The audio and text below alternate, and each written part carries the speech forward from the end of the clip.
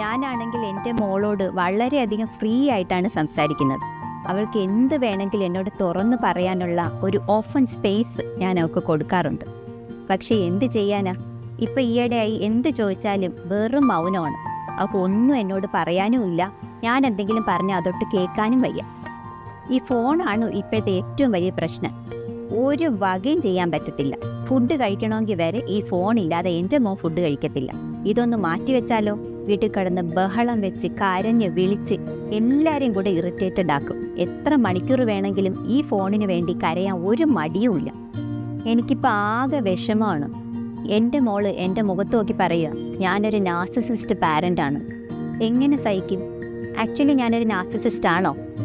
Narcissist lover ആണെങ്കിൽ breakup ചെയ്യുക, narcissist husband ആണെങ്കിൽ ഡൈവേഴ്സ് ചെയ്യുക. പക്ഷേ നാർസിസിസ്റ്റ് പാരൻസ് ആയാൽ എന്ത് ചെയ്യും? അത് വല്ലാത്തൊരവസ്ഥ തന്നെയാണ്.